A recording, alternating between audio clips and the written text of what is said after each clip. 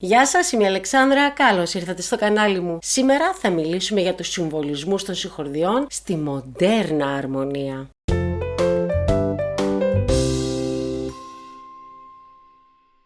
Τα σύμβολα των συγχορδιών μέσα στις τονικότητες λειτουργούν ως μια παγκόσμια γλώσσα για τους μουσικούς, επιτρέποντάς τους να ερμηνεύουν και να εκτελούν αρμονικές ακολουθίες σε οποιαδήποτε τονικότητα. Στη μοντέρνα αρμονία, τα σύμβολα αυτά διαφέρουν αρκετά από την κλασική αρμονία. Παρ' όλα αυτά και στις δύο περιπτώσεις μεταφέρουν δύο πολύ βασικές πληροφορίες: την ποιότητα της συγχορδίας και τη λειτουργία της μέσα στην τονικότητα. Για τους συμβολισμούς των βαθμίδων στην κλασική αρμονία, ακολουθήστε το link που έχω στην περιγραφή. Θα σας βοηθήσει να καταλάβετε τις διαφορές της σημειογραφίας ανάμεσα στην κλασική και τη μοντέρνα αρμονία που θα αναλύσουμε σήμερα. Στη μοντέρνα ή αλλιώς στη jazz αρμονία συναντάμε αρκετές διαφορετικές παραλλαγές της σημειογραφίας ως προς το συμβολισμό των βαθμίδων. Για τη σημερινή παρουσίαση διάλεξα την πιο συχνά χρησιμοποιημένη σημειογραφία, δεν θα παραλείψω όμως να αναφέρω και κάποιες παραλλαγές που συναντάμε συχνά και καλό είναι να τις γνωρίζετε. Και εδώ, όπως και στην κλασική αρμονία, χρησιμοποιούμε τους λατινικούς αριθμούς για το συμβολισμό των βαθμίδων, με τη διαφορά ότι όλοι οι λατινικοί αριθμοί εδώ θα γράφονται με κεφαλαία. Πάμε να τα δούμε αναλυτικά. Τρίφωνες συγχορδίες στις μείζωνες τονικότητες. Όπως συνήθως για τις μείζωνες τονικότητες θα πάρουμε ως τονικότητα αναφοράς την ντο μείζωνα. Η τονική, tonic, συμβολίζεται με τον λατινικό αριθμό 1 και είναι μείζωνα. Η επιτονική, Supertonic, συμβολίζεται με τον λατινικό αριθμό 2 και το γράμμα M, που σημαίνει minor. Πρόκειται δηλαδή για μια ελάσσονα τρίφωνη συγχορδία. Η μέση, Mediant, συμβολίζεται με τον λατινικό αριθμό 3 και το γράμμα M, που ξανά υποδηλώνει την ελάσσονα ποιότητα της συγχορδίας. Η υποδεσπόζουσα, Subdominant, συμβολίζεται με τον λατινικό αριθμό 4 και είναι μείζωνα. Η δεσπόζουσα, Dominant, συμβολίζεται με τον λατινικό αριθμό 5 και είναι επίσης μείζωνα. Η επιδεσπόζουσα ή αλλιώς υπομέση, submediant, συμβολίζεται με τον λατινικό αριθμό 6 και το γράμμα M, καθώς είναι ελάσσονα συγχορδία. Και η συγχορδία που χτίζεται πάνω στον προσαγωγέα, leading tone triad, συμβολίζεται με τον λατινικό αριθμό 7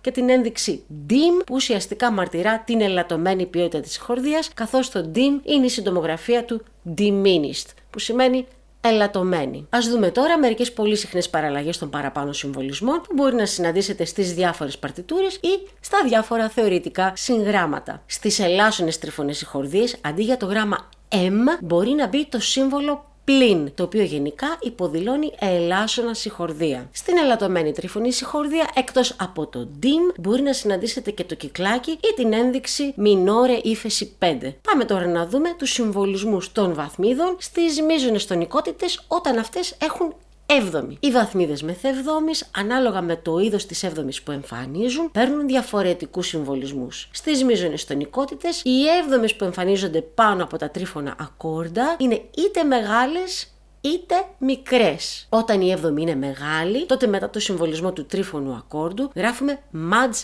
7. Όταν η έβδομη είναι μικρή, τότε μετά το συμβολισμό του τρίφωνου ακόρντου γράφουμε απλώς τον αριθμό 7.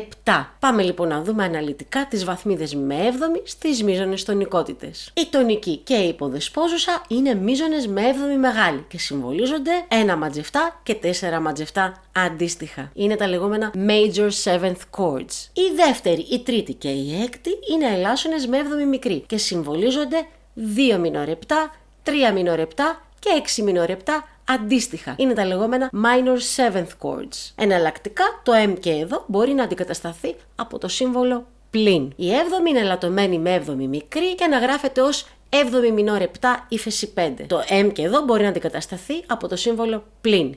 Ή να γραφτεί και ως half diminished, που συμβολίζεται με ένα διαγεγραμμένο κυκλάκι και τον αριθμό 7. Διάλειμμα για διαφημίσεις.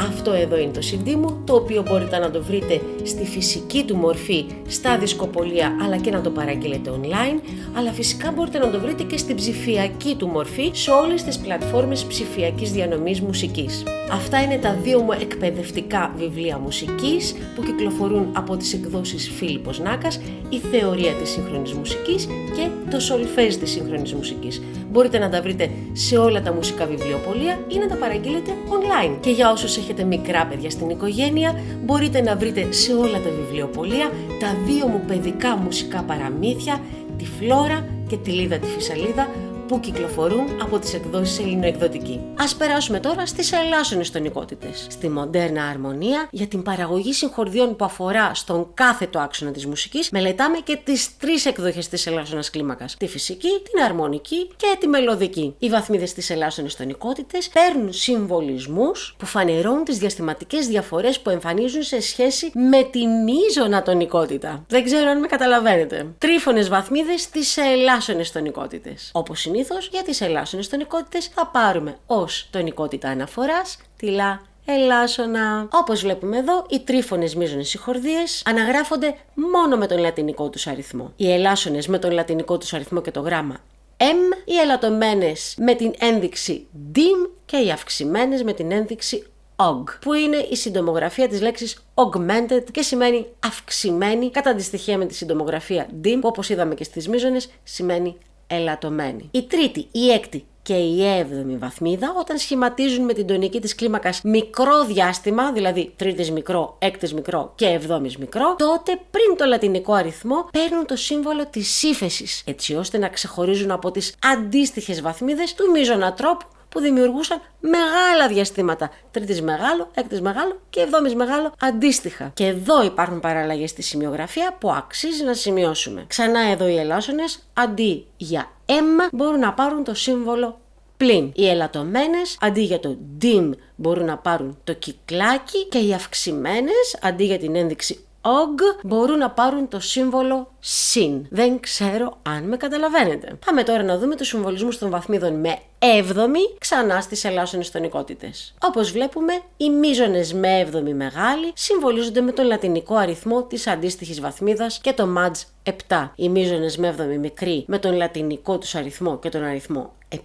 Αυτά είναι τα γνωστά dominant ακόρντα. Οι ελάσσονες με έβδομη μεγάλη με τον λατινικό αριθμό, το γράμμα M και το μάτζ 7 μέσα σε παρένθεση είναι τα minor major 7th ακόρντα. Οι ελάσσονες με έβδομη μικρή με τον λατινικό αριθμό, το γράμμα M και τον αριθμό 7.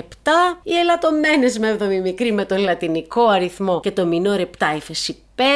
Οι ελαττωμένοι με έβδομη ελαττωμένοι με τον λατινικό αριθμό, το κυκλάκι και τον αριθμό 7.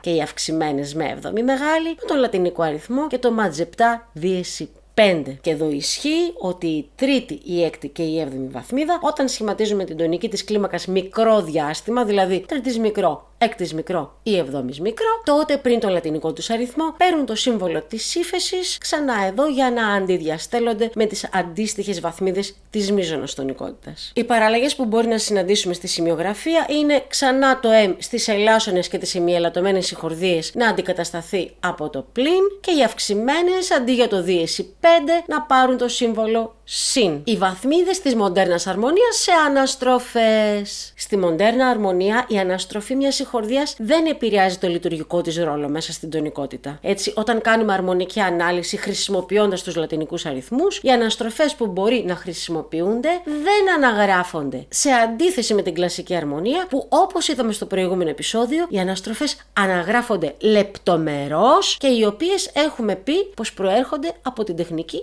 του ενάριθμου βάσιμου, figured bass. Στη jazz μουσική, οι αναστροφές αφήνονται στην ευχέρεια του εκτελεστή που συνήθως αυτοσχεδιάζει. Όταν όμως θέλουμε να δηλώσουμε μια αναστροφή, τότε στην παρτιτούρα χρησιμοποιούμε το σύμβολο του συγκεκριμένου ακόρντου, όχι στη βαθμίδα, στο ακόρντο, την πλάγια κάθετο και την ένδειξη της νότας που παίζει το μπάσο, έτσι όπως είχαμε δει και στο επεισόδιο με τις αναστροφές των συγχορδιών. Όλα αυτά τα σύμβολα μας βοηθούν να αναλύσουμε τη λειτουργία των συγχορδιών μέσα σε ένα μουσικό κομμάτι. Μαθαίνοντας αυτό το σύστημα, μπορούμε να αναλύουμε και να παίζουμε μουσική πιο αποτελεσματικά ανεξάρτητα από την τονικότητα. Σε αυτόν τον συγκεντρωτικό πίνακα μπορείτε να δείτε όλους τους συμβολισμούς των τριφώνων συγχορδιών και των συγχορδιών με έβδομη της μοντέρνας σημειογραφίας, τόσο στις μείζωνες όσο και στις ελάσσονες τονικότητες. Τον πίνακα αυτό μπορείτε να τον κατεβάσετε δωρεάν από το link που θα βρείτε στην περιγραφή. Όλα όσα είπαμε σήμερα μπορείτε να τα βρείτε αναλυτικά με πολλά παραδείγματα και ασκήσεις στο βιβλίο μου «Η θεωρία της σύγχρονης μουσικής». Αν σας άρεσε αυτό το βίντεο και θέλετε να στηρίξετε το κανάλι μου, κάντε like και subscribe, μοιραστείτε αυτό το βίντεο με τους φίλους σας και αφήστε τα σχόλιά σας και τις ωραίες σας ερωτήσεις στην περιοχή των comments. Αν σας άρεσε πολύ αυτό το βίντεο, τότε δείτε στην περιγραφή με ποιους άλλους τρόπους μπορείτε να στηρίξετε αυτό το κανάλι. Αυτά για σήμερα, τα λέμε στο επόμενο επεισόδιο.